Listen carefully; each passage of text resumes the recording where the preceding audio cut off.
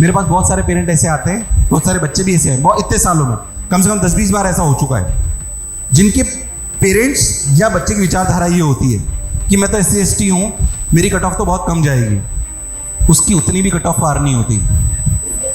ये बात याद रखना, सुन के बुरा लगेगा। इसलिए लड़ाई अपनी कैटेगरी के हिसाब से लड़ेंगे या जनरल के हिसाब से, उसका फायदा क्या हम आखिरी में उठाएंगे।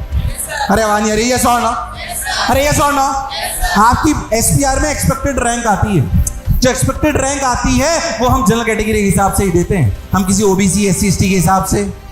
लड़ाई आप कैटेगरी के हिसाब से लड़ोगे कि जनरल के हिसाब से। अब आनी, अरे ये सौ ना, जनरल के हिसाब से। जनरल के उनको तो जनरल के हिसाब से लड़नी, जो जनरल के नहीं है उनको याद रखना है जनरल के हिसाब से ही लड़नी है। अगर आप अभी कैटेगरी के बेसिस पे परसेंटेज की लड़ाई लड़ोगे, आप सेलेक्ट नहीं होगे, दावे के साथ कह सकता हूं। मैं से बहुत सारे एग्जांपल देख चुका हूं, जब आपने स्टैंडर्ड ही अपना लो कर लिया तो नंबर उससे कम ही आने हैं। अमूमन ऐसा होता है 90% की तैयारी हो तो 85 भी आते हैं। मेरे यस और नो, इसलिए जनरल कैटेगरी की लड़ाई लड़ी है। लड़ाई किसकी लड़नी है?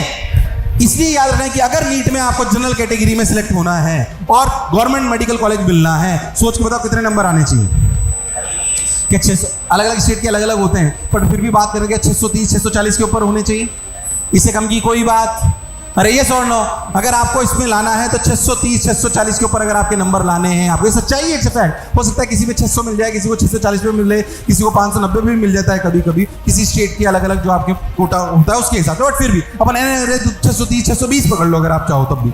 अगर आपको ये सही करना है तो आप ये मान के चलिए कि ईजी सवालों की परसेंटेज आपकी 100 होनी चाहिए, इसमें कोई एरर नहीं हो सकता।